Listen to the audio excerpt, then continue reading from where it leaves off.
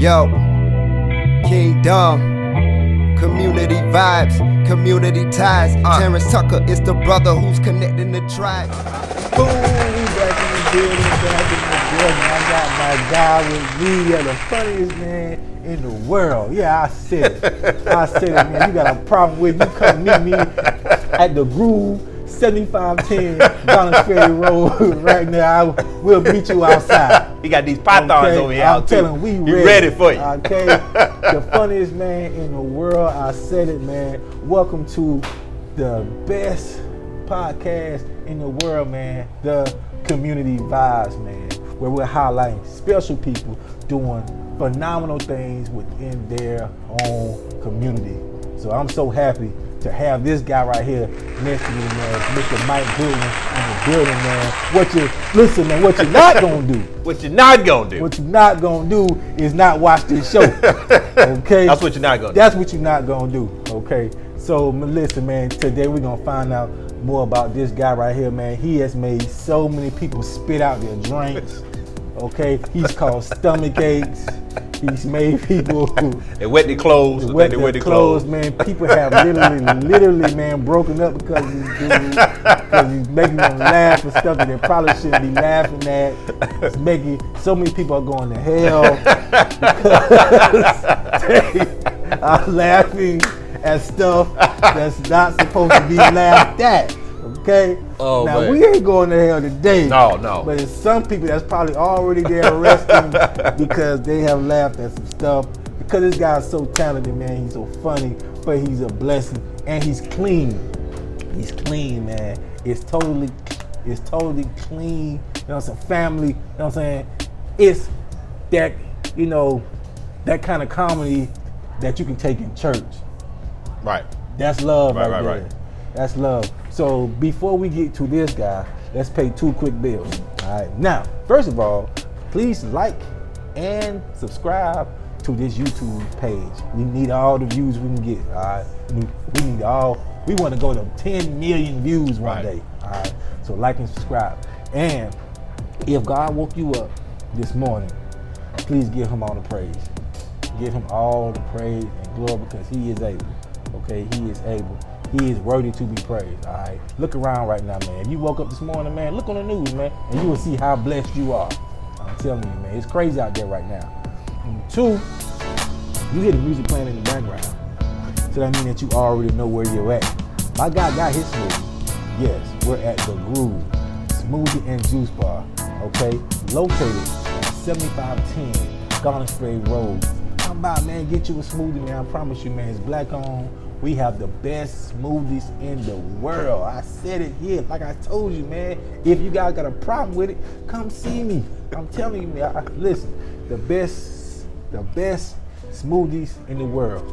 Come by, man. Check it out, man. You will not be disappointed. I promise you, man. And it's black owned. All right, there you go. Now, my guy, man, I appreciate you coming by, man. Hey, thanks for having me, bro. You. My guy got his guns out, man. Sun out, guns out. Guns out, sun out. You can tell who's working out here in these streets. What quarantine? You can tell who's working out here in these streets. What quarantine? The chicken has not won. Okay? The fried chicken, the collard greens, mashed potato has not won. They put up a good fight, though. They did. They fight. They did. Hey, let me tell you something, man. It was a heavyweight fight. Win no distance. It was a heavyweight fight, man. But my guys winning. Listen, man, let's talk about comedy, man. When I was like 10 years old, right, I realized that I probably wasn't that funny. What happened? You know what I'm saying? Well, I just realized by the things I would say and the lack of laughter, I probably would receive. That's when I realized that comedy probably wasn't going to be my thing. Right. At what age did you realize you may have a future in this? You know what? I was funny before I realized it was something I could make money off of, right? So I grew up, man, in a pretty dysfunctional family. My parents, had their challenges. And I remember my parents getting these arguments. Mm-hmm. And I'm the oldest of 3. And my parents getting to argue. My dad would go in the room. My mom would come out and start cooking, right? It used to be tense. Right. And I just remember, saying something funny and making my mom laugh. Right. And it, just broke the tension Right, that was in the living room. You know, my brother, sister, and my mom, and we just started laughing. Then I was like, oh snap! Oh, I can affect yeah. the way people feel with just the jokes. Right. And so that was long before school, you know, long before trying to say, man, I want to do this as a profession. I just was trying to make my mom feel better after, you know, her and my dad got in an argument. Right. Wow. Because whenever I see my parents argue, I'm running outside. Out of there. I'm running for cover. Okay. I come back in. I'm hoping one of y'all still standing or both of y'all still standing because those things are intense. They ain't like that doggone old school argument. Right. Like, because somebody got to call the police. They've known each other since they were like 10 years old. So it's like, you know, those punches go a little, you know. They go both ways. They go both ways. They go both ways. You know what I'm saying? Right. Okay, but so, you know, and then you realize that, man, and you know that, and then I think the other thing I realized was like in school, like I put on weight after I graduated. So I went to the Army and I put on weight. So I was a little dude. Wow. I was a little cat. Hold up. First of all, where you from? I'm from Camden. Okay, Camden, South Camden, Carolina. South Carolina. So Born you and went raised. to Camden High School. Camden High School, right? Bulldogs. Bulldogs. Go Bulldogs. Okay. So when you now were you a class clown? No, like I was funny, but I was like more the guy that told the class clown what to do. I was like the throw the rock, hide the hand type dude. Right? The instigator. So, right. So I say, man, Five-star. You know what would be hilarious? Yeah. If you did it, and then they go do it. I'm man behind the scenes. I'm just the puppet master. Yeah. Man. Okay. So, but then I had some jokes, but I noticed that, you know, man, we grew up. Bullying was a real thing. Like, it's still real. Yeah, I mean, real. Like in the school, like But you ain't go home and tell nobody either. Though. No, yeah, like, dude, I done got put in lockers. I done got they used to rip our drawers like regularly. I remember wearing swim trunks to school. I'm like, man, I'm seeing these dudes tearing my underwear. But on the bus, it used to go down. And I was like, I can't fight these upperclassmen. Right. But what I noticed was, if you got these jokes off, they back up off you. Yeah. And so nobody wanted to be laughed at. Nobody wanted these jokes, man. So I started firing off these jokes just for a sense of survival. Right. Just to get the bullies off the back, man. That's your weapon.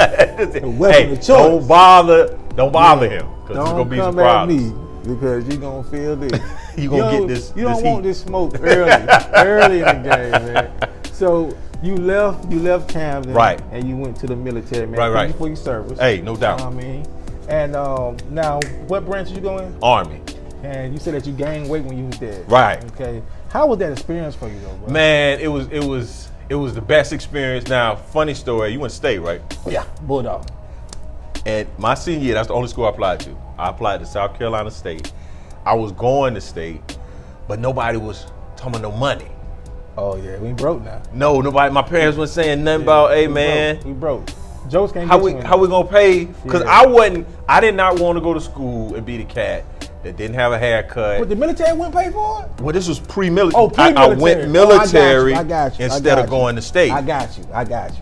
So I got to the moment of like decision, and my uncle who had went to state, I didn't realize at the time, but my dad didn't want me to join the Army. So because I was talking about joining the Army, I was kind of between joining the Army, going to South Carolina State. Right. So my uncle came one Saturday afternoon, man. I'm sitting in there watching TV. My dad came in like he had the master plan. He was like, hey boy, turn the TV off. I turned the TV off. Your uncle about to tell you why you need to go to college. Okay. So I'm like, oh, we about to talk about this money. Yeah. About to talk about this bread. Let's get it. I got all my attention. Right. My uncle looked at me and say, you need to go to college. Right. Cause girls there. Okay. Yeah, I enlisted Monday morning. Pretty good reason. I enlisted Monday.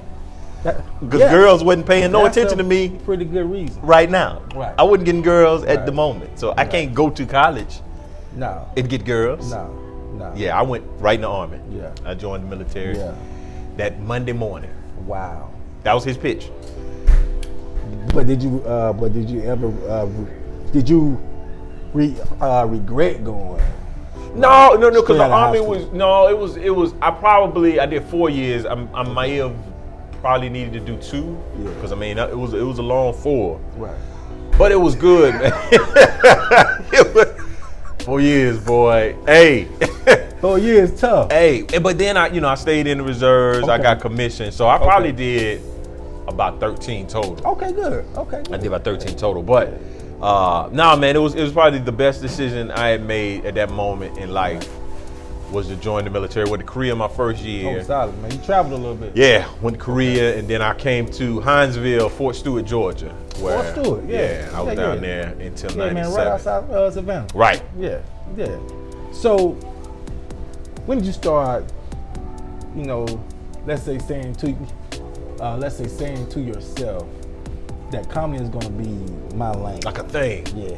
So, I sort of, like, I was hosting a lot of stuff, so I went to Lander. I ended up going to Lander undergrad. So I got out of the Army, went to Lander.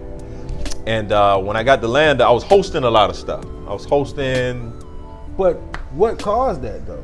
Like, I was just, I had a great personality. I was an outgoing dude. All right. Man, I was the life of the party type. Yeah. I got a personality where. Were you scared to get in front of a crowd? No, man. Not at all. Not, and I wasn't. No anxiety. None. And I wasn't even on like being funny. I just was on like, hey man, I remember I hosted a step show, and I was a freshman, and I was just like, hey man, welcome out tonight. We're gonna have a good time. We got these different fraternities, sorority, So you had a personality for it. Yeah, I just love talking to people, being in front of folks. Yeah. So I was cool with it, and then it was like me and two other dudes. There was one dude that was like doing comedy on campus. Like he was writing jokes, he was doing comedy at talent shows, all that kind of stuff. Yeah. Then there was another dude who was doing comedy in the city, which it wasn't a lot of even opportunities to be doing it. Right. But we had like a meeting. I don't know how the three of us got together, but we met one day and was like, hey man, I'm hosting these things. I definitely love to, throw some jokes in. And I was being funny, but I wasn't doing comedy. Right. The dude that was doing comedy, and then the guy was off campus. The guy off campus actually told us, I'm not coming back to school. Dude left school, moved to New York. A guy named Harris Stanton, and he's been a professional comedian like 20 years in New York. And we were all in Greenwood at Lander. Matter of fact, my man was running with the dude that died. Oh man, Patrice O'Neal. O'Neal. Yeah. Awesome comedian. He was in kind of Patrice's camp, and I think he might have been in that bus when Tracy, what's my man that got Tracy Morgan. When he got the Walmart. Yeah. I think my man was actually on that bus. Now he didn't get no bread. Got a piece of that money? I don't think so. I think the side he was on. Oh, he was in clean side. Yeah. Clean side. I think Tracy got hit on this side. I would have ran over to the other side. I would have dropped on over. Let me get that money. Yeah, man. So that dude left, and then the other guy, he just stopped doing comedy, and I didn't do anything for a number of years. My first kind of speaking thing was like a motivational speaking thing. So when I graduated from Lander, I went to South Carolina. I got a master's in higher ed administration. Oh, that's dope, bro. Yeah, so I was working at South Carolina. And at that time, all these student organizations, they had like these leadership conferences.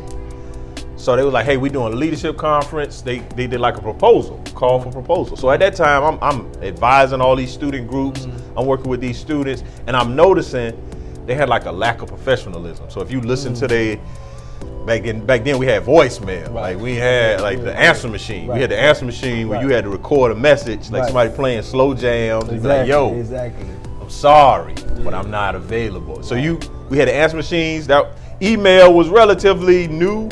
So people was having stuff like Stephanie at bigbootygirl.yahoo, .hotmail. Big dog flex. Right. That was in their real emails. And so I did a whole presentation around how to transition from college to the professional world. That's dope. Just on, etiquette, professionalism, man, all those things. Right. There was a group that came down from USC Aiken. And this was a PowerPoint. I did a PowerPoint presentation. Right. I had the slides, I had my information, and I was just being my natural. I was funny. I was killing it. And man, the kids was like, man, we want to bring you back to our campus. Like, we're going to go back to our campus and tell our dean of students about you. Right. I get a call the next week. they was like, hey man, you want to come be our Black History Month speaker? I'm like, what? Wow.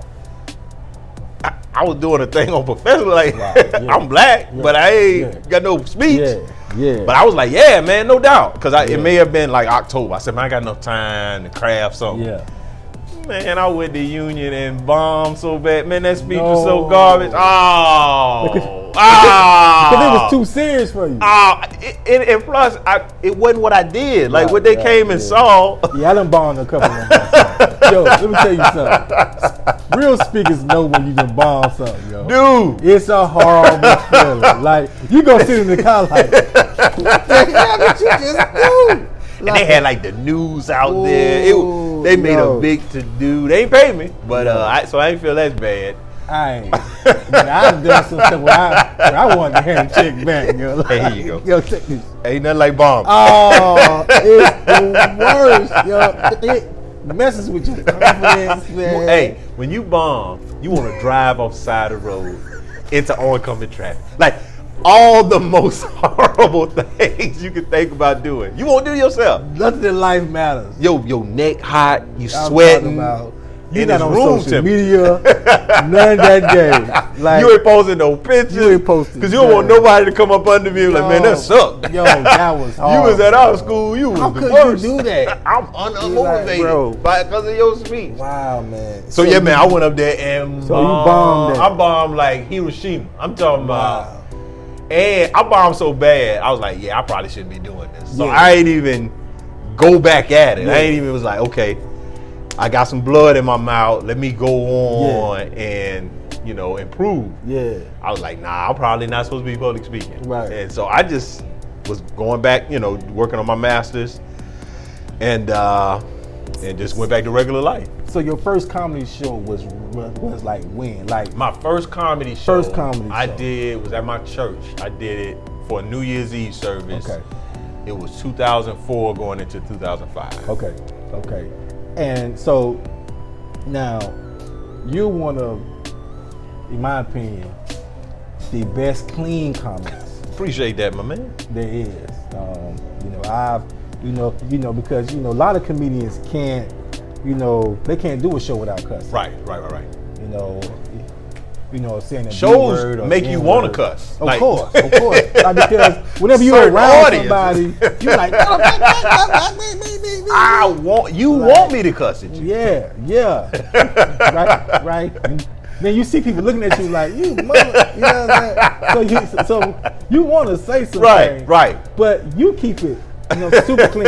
When did you realize that's the lane that you want to be in? I think when I started, you know what? I think a few things did it for me. I remember, going to like church events or going like to comedy shows. Right. And so I'm married 20 years. Just celebrated 20 years. Hey man, congratulations. Thanks, man. So I remember being a young couple going out, and I remember the first time, as a matter of fact, saw Tracy Morgan. He came to Columbia. Mm-hmm. And did a show for the USC. It was like I think it was at the Koger Center. Big show, man. We had great tickets. Man, Tracy came out there and I'm talking about vulgar wasn't even the word. Like at this point, I think he had like a TV show, like a Friday night sitcom. Money coming in. Yeah, he was on Saturday Night Live. Like he was flexing. Early Tracy, man. And he came out there like all that stuff y'all see on TV, that ain't what I do. Right. My man got up there and talked about his genitalia for about 20 minutes. Wow. At least 20 minutes. At least 20. And I mean, he was just, it was so dirty. Like me and my wife drove home like quiet. Like we just was, like we had to go home and take a shower, man. I mean, my man, he was he was out of here, bro. Like, he was talking about all the little college girls. Cause one of the girls picked him up at the airport. Man, he talked about her and about the stuff he wanted to do with her. Man, and we sitting there like,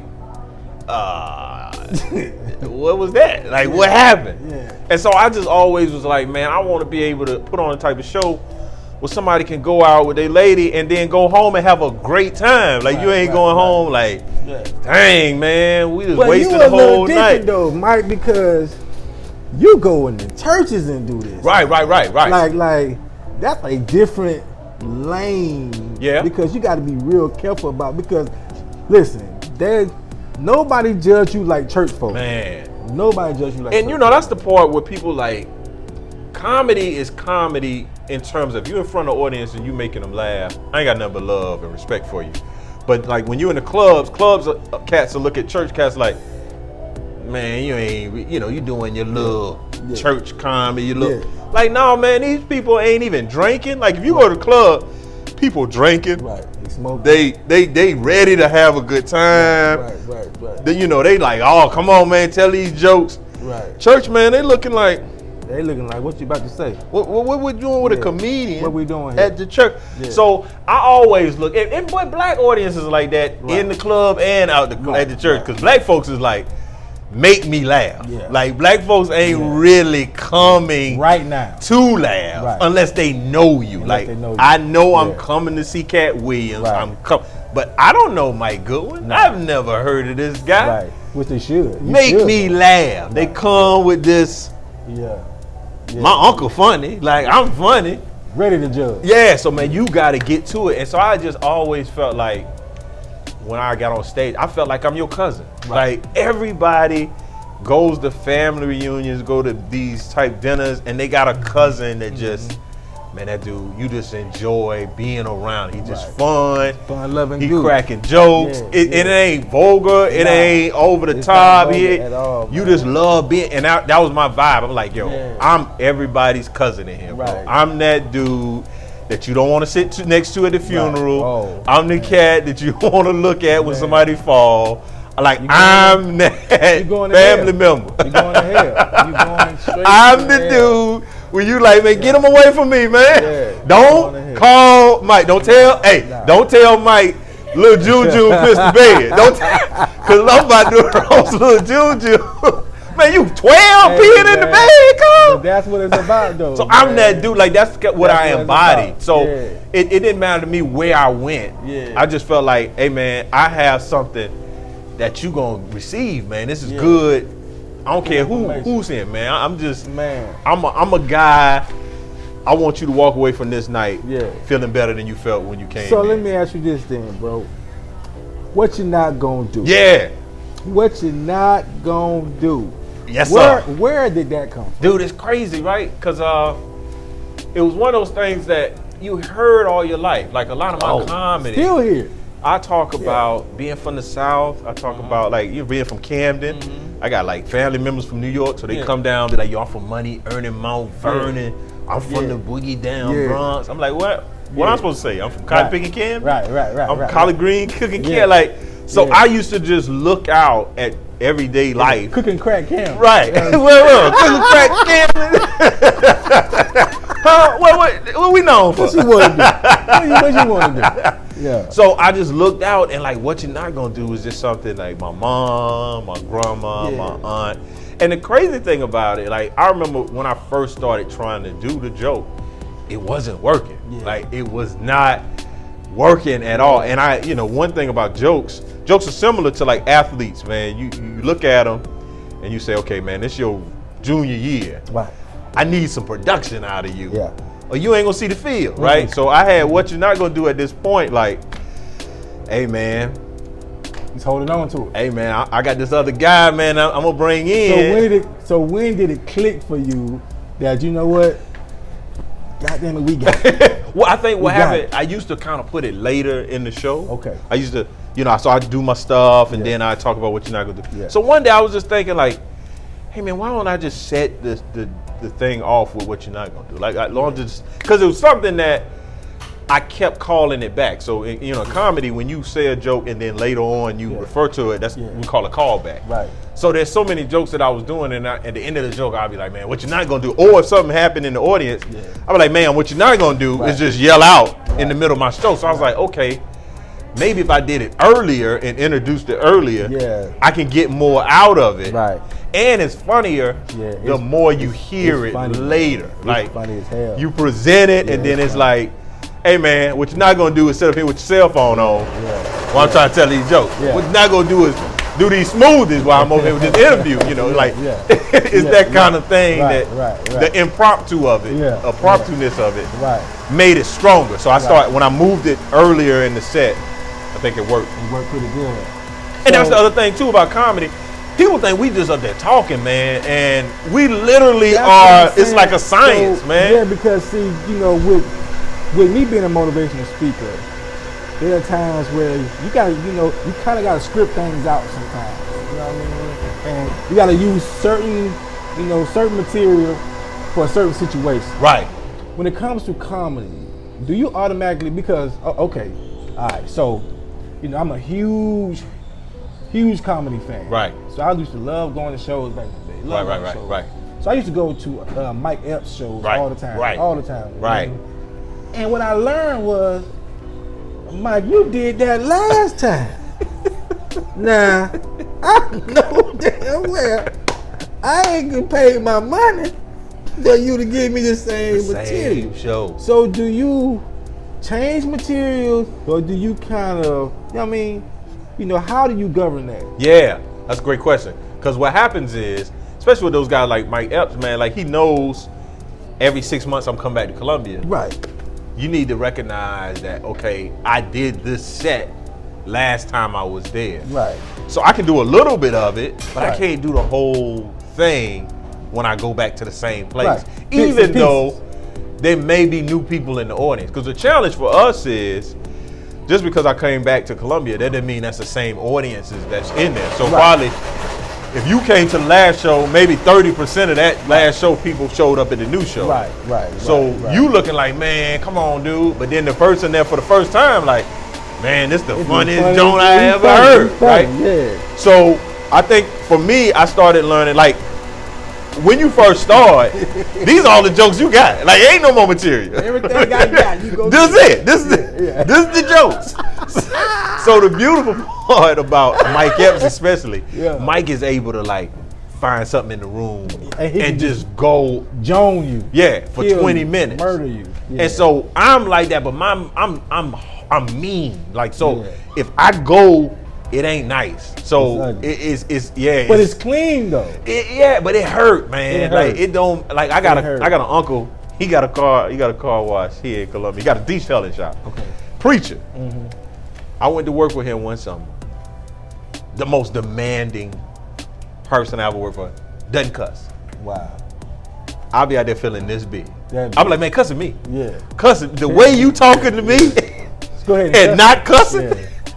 Go ahead and cuss me out. It's worse. Yeah. Like, so when you come at somebody personally and you ain't cussing, like it hurt a little different. It's tough. Man. You like, man, cussing me. Especially when you meet a female who they can talk real proper and they can just cuss you out without even cussing and make you feel like you like with a smile. Right. What are you, incompetent? Yo, you are the devil. Are you incompetent? Yeah. Like somebody call you incompetent? Big words. You don't even know how to give no kind of rebuttal because you like, am I incompetent? You know what? I ain't really sure. Yeah. You know, you're sticking to the finger out there because you don't know how to respond. Am like, I? So, bro, let me ask you this, man. Now, you've worked, different crowds. Right. And you work the, let's say, black crowd. Right. And you work the Caucasian crowd. Right. How do you use different material for different crowd settings? Yeah, you do. Racial tones, that is. You do, man. Like, there's different jokes. It is, and I found myself, like, I can be anywhere, right? I could be in a conservative white church. I could be into, like, the comedy house. Right. So you use the same material. What happens is you got to rearrange the jokes. Gotcha. So one clear example of what you're not going to do. I start off in any black show, if there's a majority black people in the room, I'm coming out of the gate with what you're not going to do. Right. Not in white crowds. White crowds, they not saying what you're not going to do is close that door, Jimmy. Like, that's not what's happening. Right. Now, they might have something similar, but it's not what you're not going to do. So it takes them a minute. My mind's going so many different places right now. They not right on board. Like, dude, when I get in front of a black audience, and I'm like, man, one of my favorite words, a made up word, 5 syllables, 1 word. What you not gonna do? As soon as I say the word, black folks like, man, ah! Yeah. White folks like, oh, really? Oh, yeah, what's that? Is it really 5 syllables? I think it's 4. Like, it's a bunch of, like, so I gotta start with something else. So yeah, man, I think you still make them laugh though, bro. Yeah, man. I'm coming for them laughs. I don't care who you are. I'm coming for it. They are. I mean, I've been following you a long time. Right. And I've seen you travel the world. Man, I've seen you in so many different places, in so many different, communities. Right. And you coming out, with a victory. You know what I'm saying? But I know they have been places you went where you probably had took an L. Right. Oh yeah. Plenty of L's. So how do you keep? Because we just talking about bombing earlier. Hey, right? If you think it's bad bombing as a speaker, if you think, imagine how bad you feel bombing. Now put 10 on top of that, times 10. So have you ever heard those boo birds before? Man, I've never been booed. That's just extremely disrespectful. But I've been doing so bad one time, I wanted somebody to boo. I was like, man, somebody please. Somebody please. Help me out. Please, boo. Help me help please, you. Please, help me. Help you. And if I stayed up there much longer, the boos was on the next street. They was coming. I had a dude. They was on the way. It was a couple of years ago. But I was speaking to this school. I won't say no name, man. Woo! And I was bombing. I ain't prepared for it. Just was like, this gonna be a breeze. I got this. I went in front of them. That lady told me it was gonna be like 30 people. There was like 100 kids in there. They all bunched up, like looking at me, dog. And I'm like, I didn't prep for this. And I got up there and was just running out of breath. My mouth was dry. Hey, your mouth be choked. You can't breathe. People in there looking at you like your neck warm. Your body temperature go up 10 degrees. So I heard a dude say, "Come on, man." I was like, "Oh my God, I can't do this. This is my last show. This is my last time ever getting in front of." Come on, man. How do you keep motivated, man, when you have those bombs like that, man? You know what? I think, you learn more in defeat than victory, right? That's so true. The ones like that, when you have those type of shows, even though you want to run off the highway, even though you want to drink some bleach, even though you want to do a number of things, you go back and get in the lab, right? Okay. You go back and say, okay, that won't happen again. Right. What went wrong? Like you really look at the game tape. Right. There's times when you get the standing ovation, everybody high-fiving you. Right. You on to the next show. That's fact. You not looking at, okay, how did I start? When you bomb, you looking at everybody. Come, let's get this down. You back at the, square one. And so I think that's the thing, man, because, people especially in the social media age, everybody gonna post their victories. Oh yeah. You never post L's, man. And one thing I started noticing, I would be in a room with somebody who was bombing and they'd get on social media and be like, just killed another Mike tonight. And I was like, where? Yeah. That was horrible, bro. Like, how do you measure this?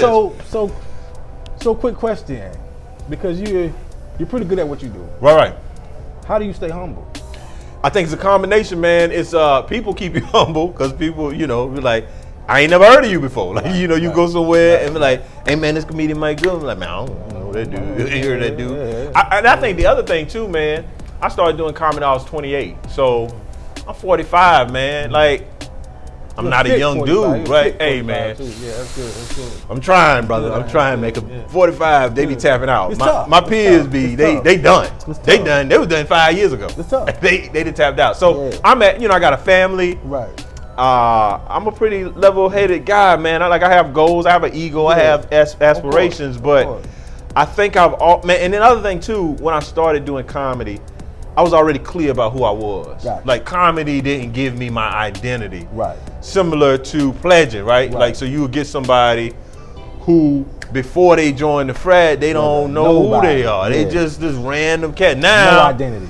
they Mr. this, Mr. Like, That's hey, the King Kappa. yeah. You like, nah, bro. So much personality all of a sudden. I'm a book. That's one book on my shelf, right? That ain't the whole shelf. So comedy's like that. Like and I've learned too, I'm more of an entrepreneur than I am a comedian, right? Because you go into comedy, you go into speaking, you want to help people, you want to get laughs, but then you didn't realize I'm running an organization. Right. I'm running a brand. Literally. I am an entrepreneur. So I had to make that shift from like thinking as an artist. Right there. Right. Your shirt is a brand. Yeah. I had to think as an entrepreneur, business person, far more than I think about as a performer or artist. I say this all the time. When I first got started, man, everybody talked to me about how to kill on stage. Nobody told me how to kill off stage. Off the stage, yeah. And that's where you need to kill. You earn your money. That's where you win. Yeah, when you killing off stage. You know what I'm saying? And relationship building, man. Relationships, networking is key. Your business, just simple stuff like if you starting out on business, book all your flights in the same airline. Right. You build the points, you get loyalty. Exactly. Man, I'm getting the cheapest flight. I'm over here. I'm on United one week. I'm on JetBlue, and I make no status. I'm talking about. I'm in the last the last seat next to the bathroom. You can hear the toilet flushing. Next to the bathroom. But if I hadn't started with Delta and just stayed with, just little simple stuff like that gain. You get to walk on the plane first. And you got status. They bring you little soda, your little ginger ale, your little drinks. You got leg room. I'm trying to get $50 less ticket. Man. But no one told me that stuff. I never knew that. So it's learning by error, man. Sometimes, man. We learn from our mistakes. Right. And that's the beauty of it sometimes. Which is a hard pill to swallow sometimes, man. And I think one of the things too, it's important for people to help us learn from their mistakes. Like the folks that go before us. That was one thing, especially in comedy, man. It's a very especially Christian comedy, secular comedy is a little different. They're a little more generous. So who's one of your comedy mentors? Man, I got a gang of them, man. So Akintunde here in Columbia, the guy, that's how I got started. Okay. Marcus Wiley is a guy, man. I talk to Marcus probably once a week. Michael Jr. is another guy that I get a lot of knowledge from. There's another cat I used to be on the road with, John Chris. Very, very instrumental in my development and how I've grown as a comic. Right. So, man, the list is so long, man, because I'm connected. That's one thing about me, man. I network and I ask questions. Right. I try to get more information. Yeah, you talk to them, man. Right. It's not a pride thing. No. And so examples, like, for young cats, young people, if you're trying to get into a particular industry, let's for instance, like comedy. The problem with it, man, you come into comedy like, they need to see me. They need to see my set. Right. They don't need to see you. Right. You ain't the next LeBron James of comedy. Right. What you need to do is find out how to be useful to a comic. So let's say a comedian is coming to Columbia. Right. I pick comics up from the airport, take them to their hotel. I be like, hey man, if you need a haircut, if you need anything, hit me up. I'll get you wherever you need to go. I'm here.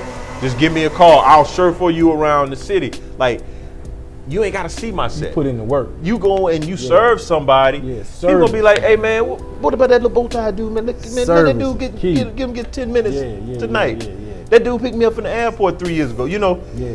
But people want to say, man, wait, did he see? Oh, man, when they see me, it's not about you, man. They are already in the spot. Don't envy their spot. Just say, okay, how can I be of a benefit to this person? Right. Versus how can that person be a benefit to me? Like a lot of people want somebody to help them, but they not helping other people. So who would be right now your favorite comedian right now? Man, Dave Chappelle, hands down, right now. Like Dave. I would say Dave on stage, and I think Kevin off stage. Like, I like Kevin stand up, no doubt. Yeah. But I like the moves Kevin making. My favorite comedian. Yeah, you're right about that. You're right, because he's making moves. I like the little huge the wellness. You just look at his brand. He's building a production company. Right. Yeah. He's putting other comics on. Big time. My favorite comedian growing up, it really was two. Right. Bernie Mac. Oh. I gotta give it to Bernie. Oh. Man. Bernie was my dude, man. I ain't scared of you. And Gig it. My guy Robin Harris. Harris, man. Robin Baby Harris, Kid. Baby Kid, man. That was like the first comedian that I ever. Him and Richard Pryor were like the first two comedians that I would hear because my brother was such a huge fan of. So you got an older brother? Yeah. So I would always listen to it those little some right. tapes like that, man. Cassette tapes.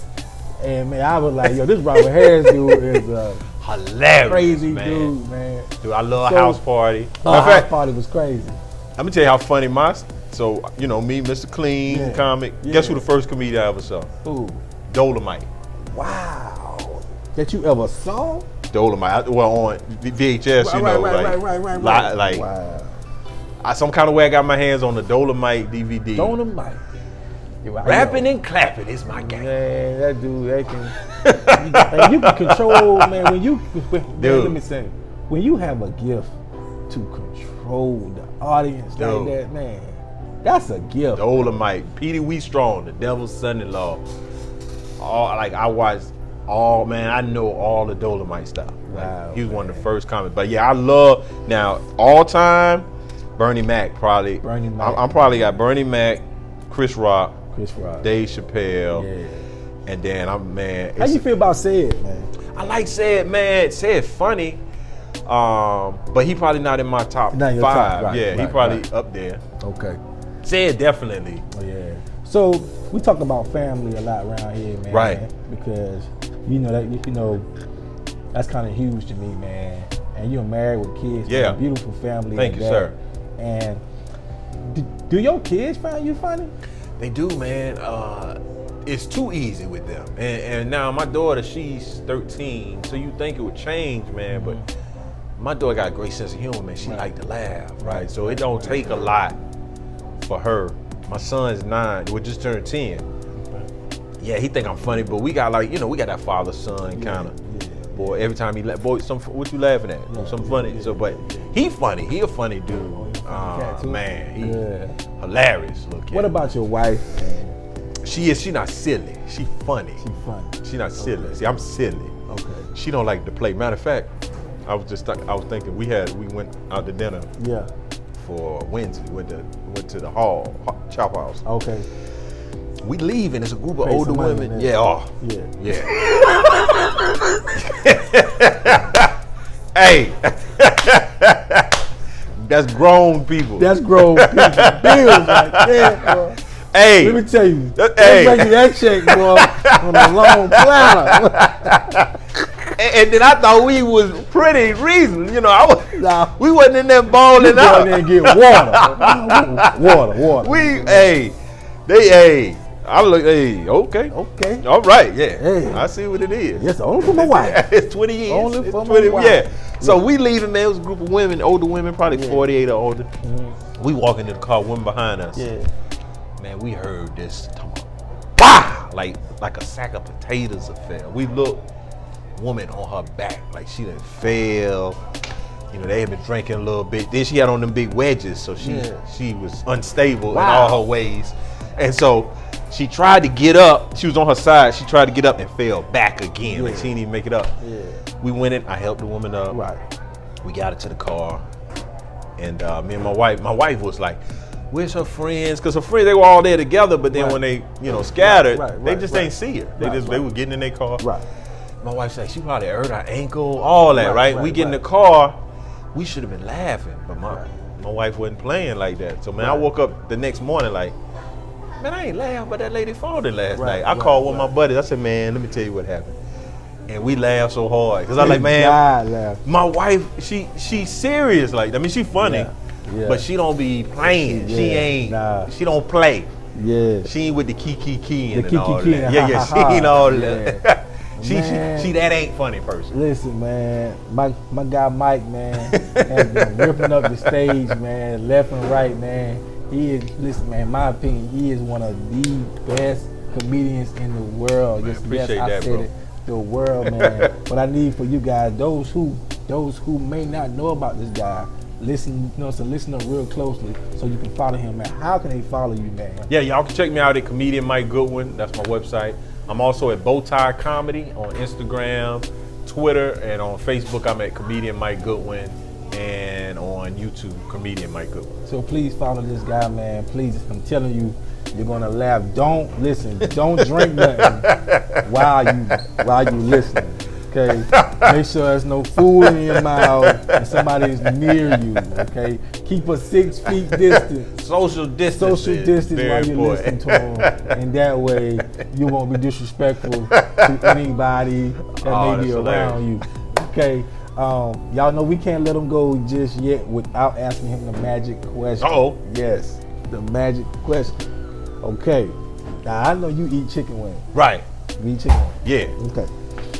Mike, when it comes to chicken wings, my brother, do you prefer flats or drums? Ooh. I'm gonna go with drums for more meat. My dude, I told y'all the best comedian in the world because you flat lovers, you're a joke. You're nothing but a joke. There's something wrong with you. I eat the flats too. We're gonna have y'all drug test. Flat lives matter. Flat lives Flat matter, wings but matter. they flat, man. Not hating to, be in a restaurant, like you with somebody, it's like, give me y'all flat. Oh, they ask for all flats. Yeah, man, I just think you weird. You weirdos, man. There's something wrong with y'all, Get man. the meat on. Get the meat on. But man, I appreciate, listen, we got Mike Goodwin, man. You know what I'm saying? He came and really blessed us, man. He really blessed us, man. Showed us some love. Mike, real quick, man, what's some advice you would give somebody who, let's say, let's say a kid coming out of college, Right. or a young adult, Right. who feel like this may be their lane, man, but just don't know what direction they're actually going to, man. Right. What's some direction? Because we know that you've been mentored by so many people. You had your lumps and bruises. Right. Yet you still persevere. Right. What's some advice that you would give somebody? So if you're interested in comedy, I would say do comedy. Get on stage, get in front of your camera, and record it and post it. Don't talk about it. Don't tell people what you're gonna do. Record it, post it. Record it, post it. Get on stage, open your mouth, say stuff. Get on stage, open your mouth, say stuff. Yeah. Do it over and over and over again. Do it for about a year before you even ask for any advice. Just get up there and make sure you want to do it. Because sometimes we like, man, I want to do this.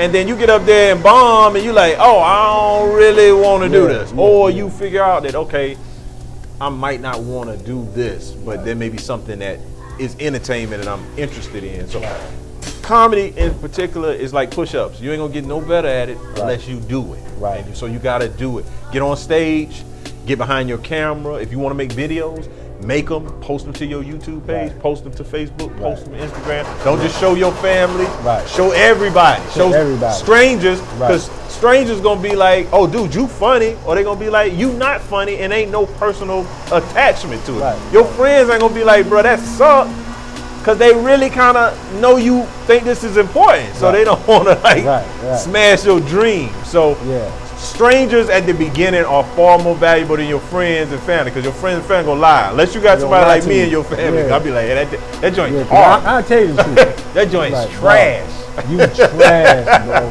But I love you, though. But if you want to do this, man, go do it. Don't ask nobody permission. Don't talk about it.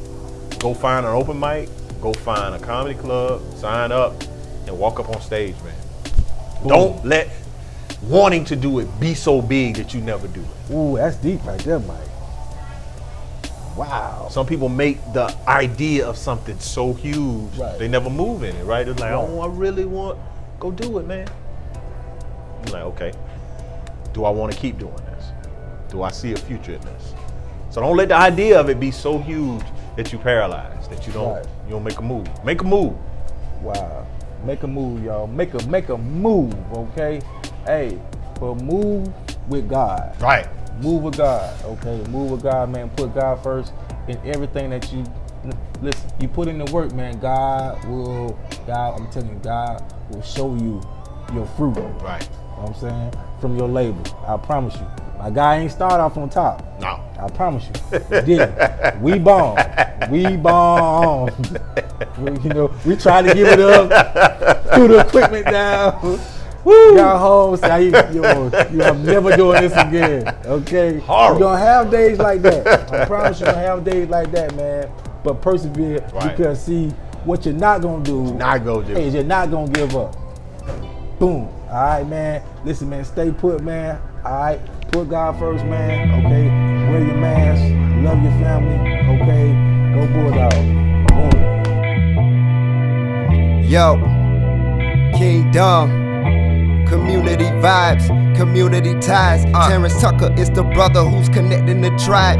You say you won't shine, come get your shine on. You say you want vibes, come get your vibe on. Community vibes, community ties. Terrance Tucker is the brother who's connecting the tribe. Hey, you say you won't shine, we'll get your shine on. You say you want vibes, we'll get your vibe on.